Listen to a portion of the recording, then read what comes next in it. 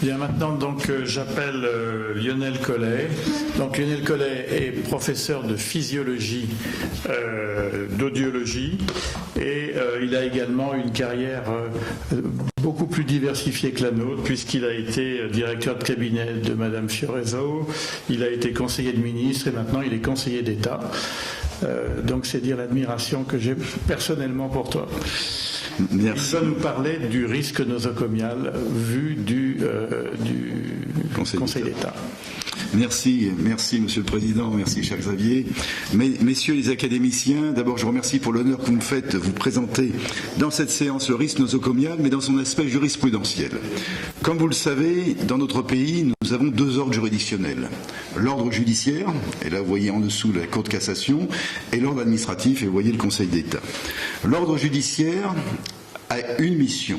Il est compétent pour régler les litiges qui opposent des personnes privées et pour sanctionner les auteurs d'infractions aux lois pénales. Et comme vous pouvez le constater, il y a deux grandes juridictions judiciaires, la juridiction civile et la juridiction pénale. Et dans tous les cas, vous avez 3 degrés d'action et d'instance, le tribunal d'instance ou de police, TGI, tribunal correctionnel ou cour d'assises, puis les cours d'appel, puis les cours de cassation, enfin la cour de cassation au sens large. Et puis, il y a à côté de cet ordre un ordre administratif. Et les juridictions de cet ordre sont compétentes pour régler les litiges entre les particuliers et les administrations. Et si cela signifie qu'à côté de l'ordre judiciaire, vous avez donc cet ordre administratif, avec en premier degré le tribunal administratif, en deuxième degré la cour administrative d'appel, et enfin le troisième degré qui peut et le degré de la cassation, mais également celui qui peut décider de traiter au fond un dossier sans le renvoyer forcément à la cour administrative d'appel. Alors, quand on est médecin et qu'on travaille dans une clinique, on relève de l'ordre judiciaire. Lorsqu'on est médecin et qu'on relève d'un hôpital public, on relève de l'ordre administratif. Mais si on est un médecin public ayant une activité libérale à l'hôpital, son activité publique relève de l'ordre administratif et son activité libérale relève de l'ordre judiciaire en cas de poursuite. Alors, le rôle du Conseil d'État, c'est, selon l'expression de Bruno Latour, c'est de fabriquer le droit. Le législateur fabrique la loi, mais cette loi, derrière, il va falloir l'interpréter, il faudra une jurisprudence, et c'est tout le travail que va conduire notamment le Conseil d'État. Alors, Conseil d'État, Cour de cassation vont le conduire. Alors maintenant, arrivons aux infections nosocomiales. Il y a environ dans notre pays, selon Santé publique France, 5% de prévalence de patients infectés. Et le premier article de loi qui s'est réellement posé la question de l'indemnisation des patients infectés est un article de la loi du 4 mars 2002 relative aux droits des malades et à la qualité du système de santé, donc la loi Kouchner, et c'est l'article L 1142-1, qui est assez général en réalité sur les accidents médicaux. Or, le cas où leur responsabilité est encourue en raison d'un défaut d'un produit de santé, les professionnels de santé ne sont responsables des conséquences dommageables d'actes de prévention, de diagnostic ou de soins qu'en cas de faute. Les établissements sont responsables des dommages résultant d'infections nosocomiales, sauf s'ils rapportent la preuve d'une cause étrangère. Donc nous sommes dans un cas très général des accidents médicaux et des infections nosocomiales. Mais vous voyez que cet article pose une question. Il y a une différence de traitement entre professionnels de santé, selon s'ils exercent en ville ou en établissement de santé. Et plus exactement, entre professionnels de santé exerçant en ville et les établissements de santé. En effet, les professionnels de santé ne sont responsables qu'en cas de faute, alors que les établissements sont toujours responsables des dommages résultant des infections nosocomiales. Il n'y a pas de question de faute ou pas, sauf s'il rapporte la preuve de ce qu'on appelle une cause étrangère, et je préciserai ce qu'est une cause étrangère pour le droit. En d'autres termes, y a-t-il méconnaissance d'un principe constitutionnel qui est le principe d'égalité? Alors là, il faut regarder ce que dit le Conseil constitutionnel. D'une manière très générale, il y a une jurisprudence constante sur le principe d'égalité. Le principe d'égalité ne s'oppose ni à ce que le législateur règle de façon différente des situations différentes, ni à ce qu'il déroge à l'égalité pour des raisons d'intérêt général, pourvu que, dans l'un et l'autre cas, la différence de traitement qui en résulte soit en rapport direct avec l'objet de la loi qu'il établit. Donc la question qui est posée, c'est est-ce que cet article méconnaît ou non le principe d'égalité? Je rappelle que c'est une loi de 2002 et il faudra attendre 2016 pour qu'il y ait une question prioritaire de constitutionnalité et que le Conseil constitutionnel réponde. Et je lis la décision du Conseil constitutionnel. Le législateur a entendu prendre en compte les conditions dans lesquelles les actes de prévention, de diagnostic ou de soins sont pratiqués dans les établissements, services et organismes de santé et la spécificité des risques en milieu hospitalier. Que la différence de traitement qui découle des conditions d'engagement de la responsabilité pour les dommages résultant d'infections nosocomiales repose sur une différence de situation. Donc pour le Conseil constitutionnel, il n'y a pas de méconnaissance du principe d'égalité dès lors que nous sommes dans deux situations différentes entre ce qui est imposé à un établissement de santé et ce qui relève du praticien. Alors, cette loi, elle pose un petit problème.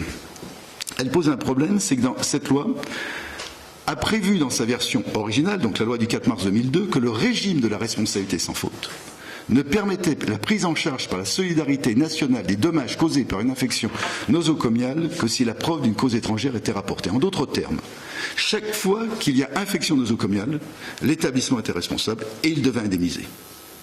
Alors que la solidarité nationale, qui est représentée par l'ONIAM, est là pour justement indemniser un certain nombre de situations, mais la loi du 4 mars 2002 a exclu l'infection nosocomiale. Il ne vous a pas échappé que quelques mois après, il y a eu une alternance politique, au moins du gouvernement, puisque c'était encore le président Chirac, et il y a eu une proposition de loi qui a abouti à la loi du 30 décembre 2002, qui est la loi relative à la responsabilité civile médicale et qui dit que ouvre droit à réparation au titre de la solidarité nationale les dommages résultant d'infections nosocomiales dans les établissements, services ou organismes correspondant à un taux d'atteinte permanente à l'intégrité physique ou psychique supérieur à 25%, déterminé par référence au barème, etc., ainsi que le décès provoqué par ces infections nosocomiales. C'est que cette loi dit la chose suivante, c'est la solidarité nationale, c'est l'ONIAM qui doit indemniser dès qu'il y a eu un taux d'AIPP supérieur à 25% ou qu'il y a eu le décès. Mais nous verrons que ce n'est pas si simple, car l'ONIAM ensuite peut se retourner vers l'établissement s'il considère qu'il y a eu faute.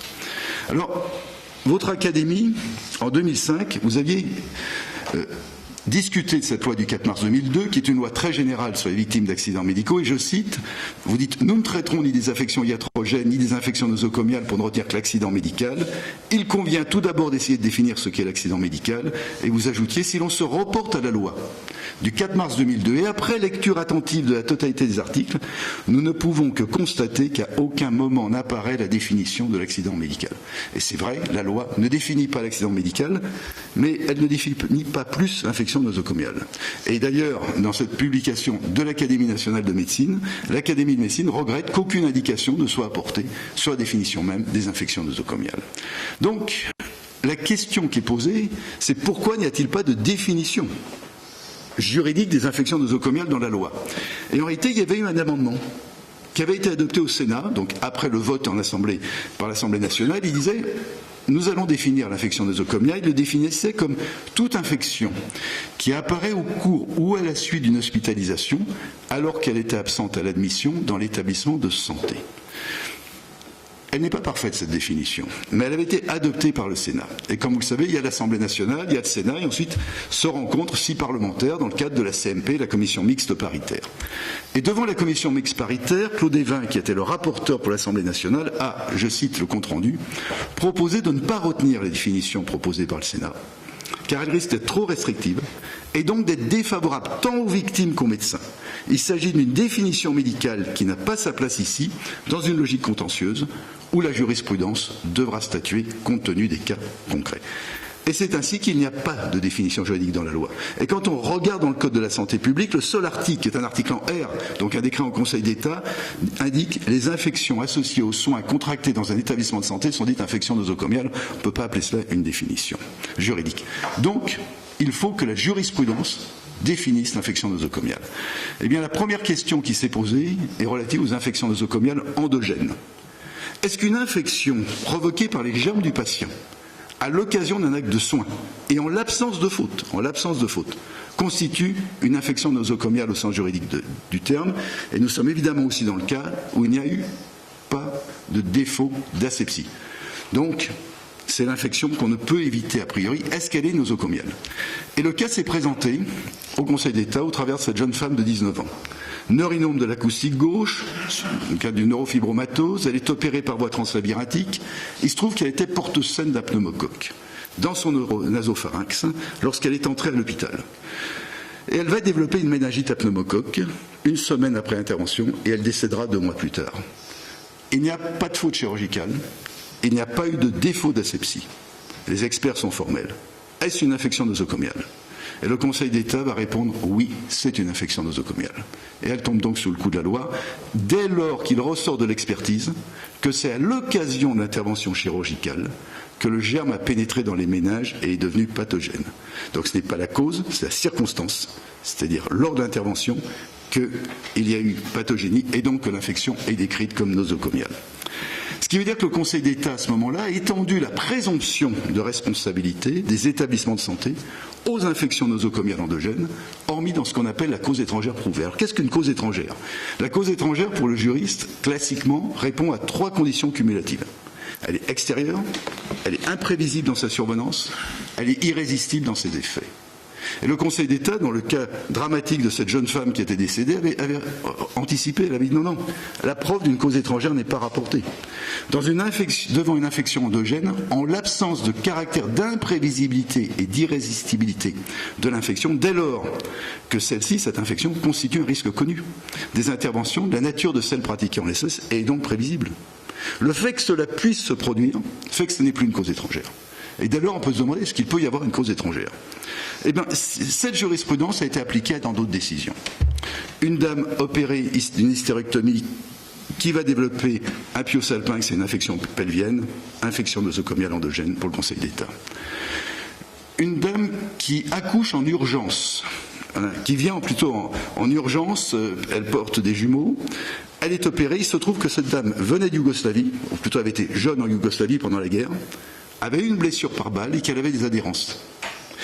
Et il va y avoir une plaie non fautive du côlon transverse durant la césarienne, qui va conduire à une péritonite secondaire, colostomie, puis il va y avoir rétablissement de la continuité. Cette dame attaque, et le Conseil d'État dit c'est une infection nosocomiale endogène. Cette dame est arrivée à l'hôpital, c'est l'acte qui a conduit à cette infection. Alors on peut se dire, mais alors attendez, sur les causes étrangères, que se passe-t-il si le patient a une prédisposition? Alors, cela s'est trouvé avec un patient de 66 ans qui présentait une polyarthrite sévère et suite à une arthroscopie du genou droit, il développe une arthrite septique. Là, nous ne sommes pas dans l'endogène. Néanmoins, ce patient, il a des facteurs favorisants.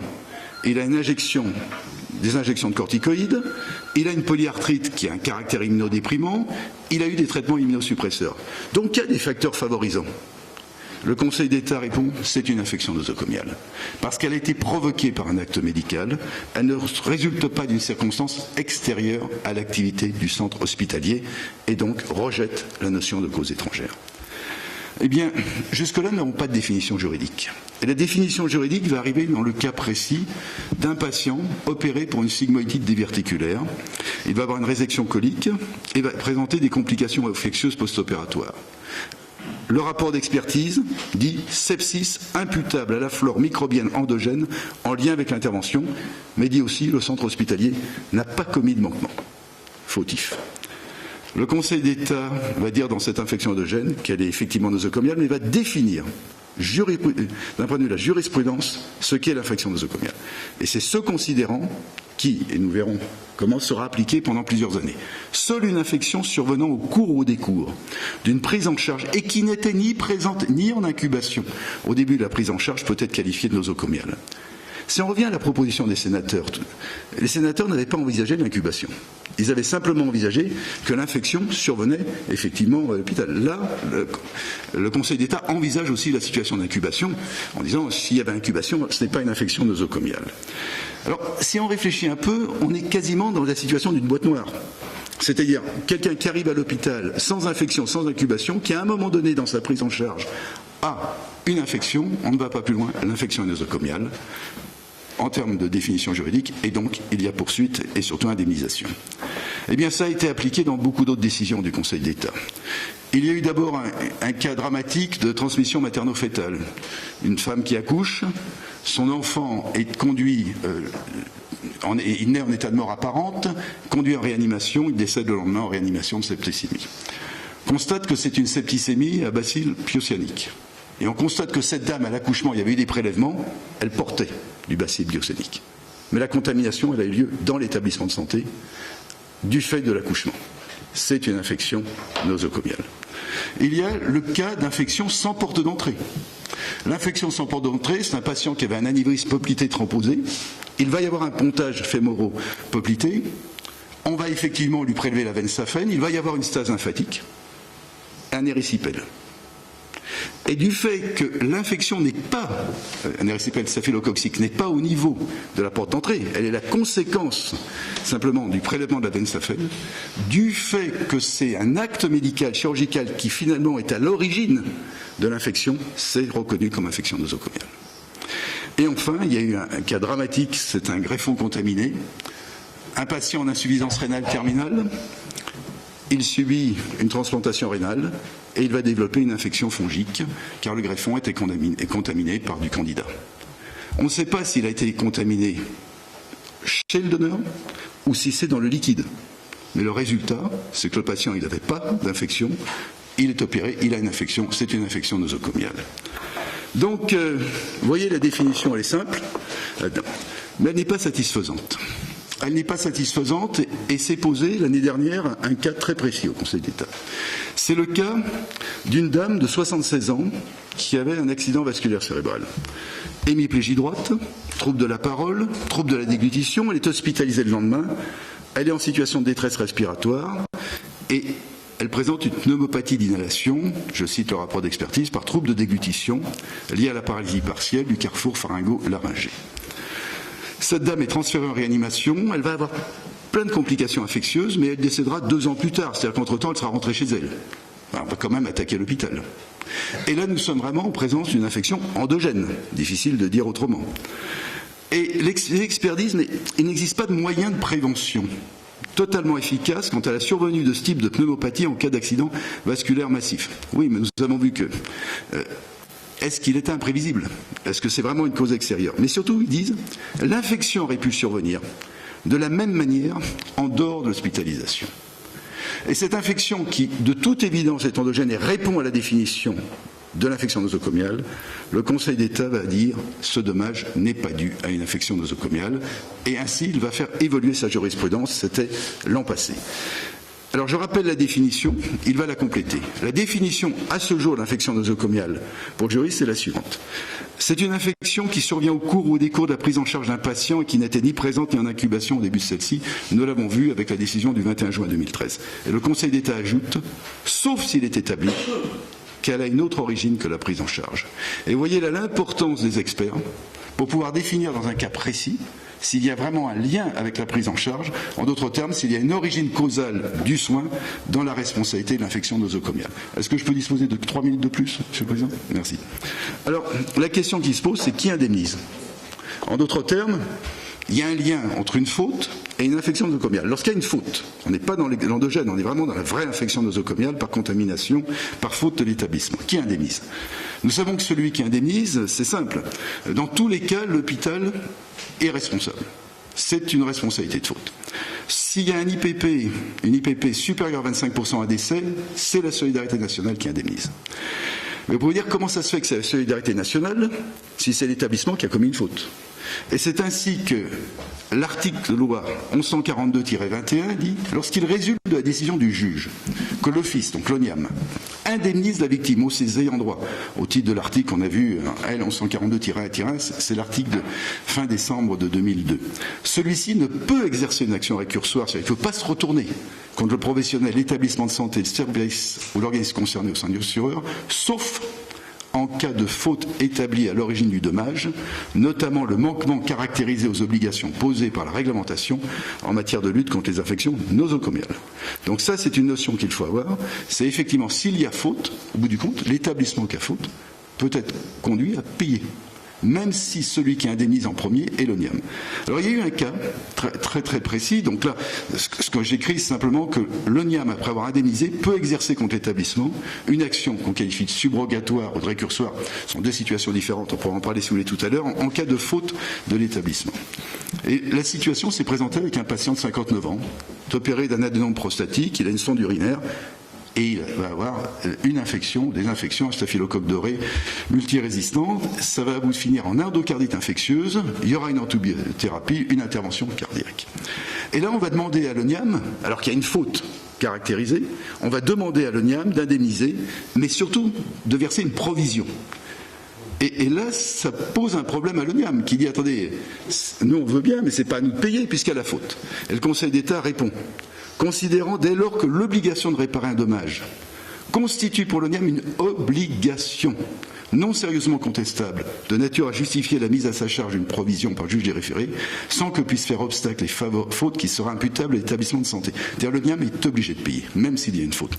Mais le Conseil ajoute que l'Office peut en revanche obtenir à son tour de l'établissement, y compris dans le cadre de l'instance en référé, c'est-à-dire là on demande juste la provision, relative à la réparation du dommage, le versement d'une provision au titre de l'action récursoire, etc. Donc ça veut dire que même dans une provision, l'ONIAM doit payer, mais peut dès ce moment-là se retourner vers l'établissement si la faute est caractérisée pour obtenir le versement de ce qu'il a payé. Donc voilà une première situation. Et je terminerai avec ce cas-là. C'est une patiente qui présentait une grossesse gémellaire bicoriale biamniotique. Retard de croissance intra-utérine de l'un des jumeaux. Il y aura un accouchement provoqué. Le jumeau qui a un retard de croissance nécessite intubation, ventilation de la naissance. Bien. Il est transféré en réanimation. On diagnostique une encéphalopathie anoxo-ischémique. Il y a un choc infectieux et l'enfant décède 3 jours après.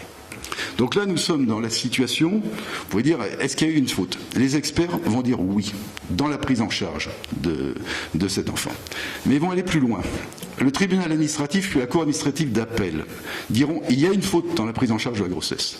Et il y a une perte de chance de 90% d'éviter la complication qui a rendu nécessaire le transfert en réanimation néonatale, et c'est là où l'infection nosocomiale a été contractée.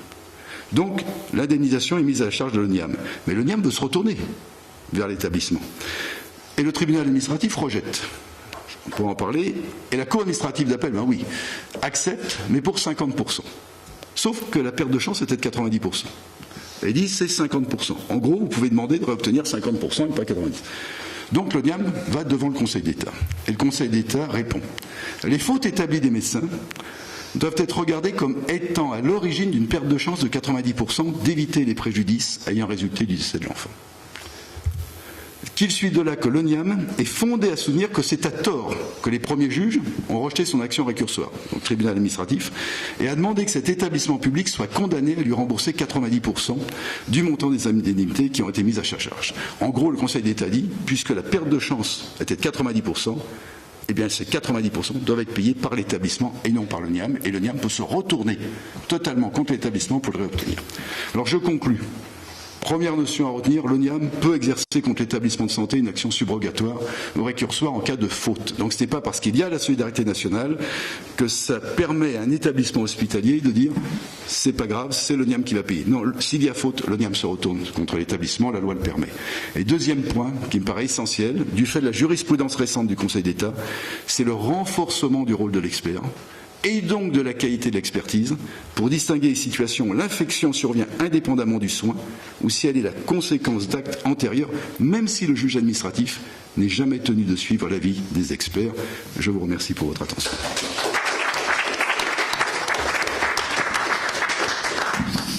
Bien, merci beaucoup pour ces éclaircissements. C'est effectivement assez compliqué, toute cette jurisprudence. Et je crois qu'il y a une question de le jet.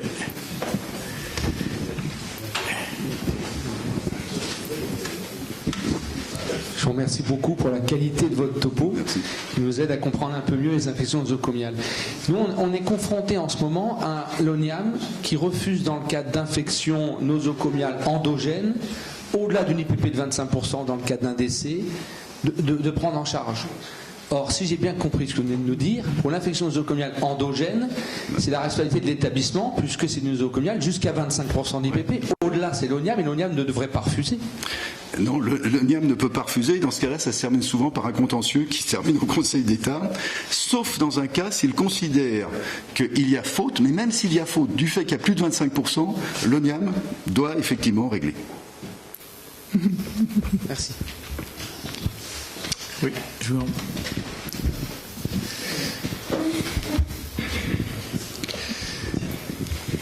Oui, je pensais qu'en cas d'infection nosocomiale, il y avait également dans la définition une question de délai de survenue ou de soit combien de temps après le geste de soin ou une durée qui annulait cette responsabilité au bout d'un certain temps. Alors je ne sais pas si c'était 1 mois ou 1 an.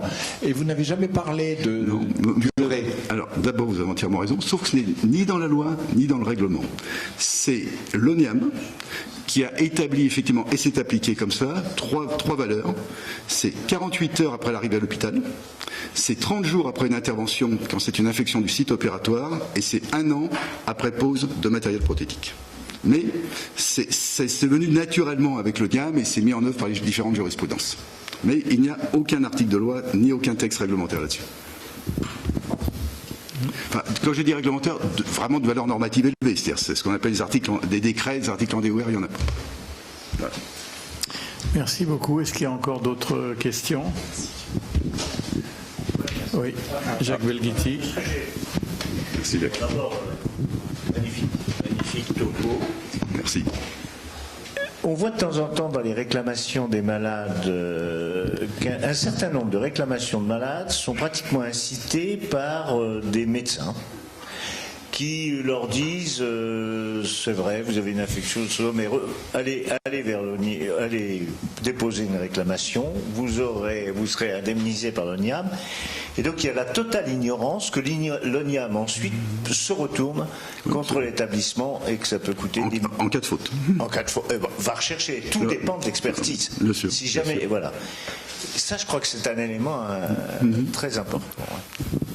Je crois qu'il y a 2 points importants dans ce que soulève Jacques Belghitti. C'est effectivement, on retourne vers l'établissement s'il y a une faute. Donc, et on va se poser la question, comme je l'ai évoqué, de la nouvelle jurisprudence du Conseil d'État. C'est l'origine causale. En gros, ce qui arrive au patient, est-ce que ça aurait pu lui arriver chez lui, de toute manière, même s'il n'était pas venu à l'hôpital, et d'une manière claire et qu'il n'y a pas une faute à ce moment-là. Et là, c'est aussi le rapport d'expertise. Il y a quand même un problème qui paraît surprenant. Le malade qui est porteur de germes en sommeil, disons, staphylocoque ou pneumocoque, à l'occasion de l'intervention, baisse de l'immunité naturelle et tout, survient une infection. Bon, je vois pas en quoi ça devient une infection nosocomiale indemnisable. Voilà. Moi, en tant que kidam, je trouve ça surprenant. Non, ça le devient clairement, c'est un peu ce que j'ai développé. Il faut faire simple. La loi n'a pas défini l'infection nosocomiale, donc c'est la jurisprudence qui l'a fait. Et il ne faut pas se poser la question de quelle en est la cause, c'est simplement il y a infection ou pas infection chez quelqu'un qui arrive à l'hôpital. C'est pour ça que j'évoquais la théorie de la boîte noire tout à l'heure. Voilà. Mais je vous rassure, c'est de la responsabilité sans faute dans ce cas-là. Et on ne se retourne pas contre l'établissement après. Merci Lionel. Donc il faut bien rédiger des rapports d'expertise en précisant que l'infection pouvait avoir lieu en dehors du contexte hospitalier. Ça c'est un point important, je pense. Oui. Merci beaucoup.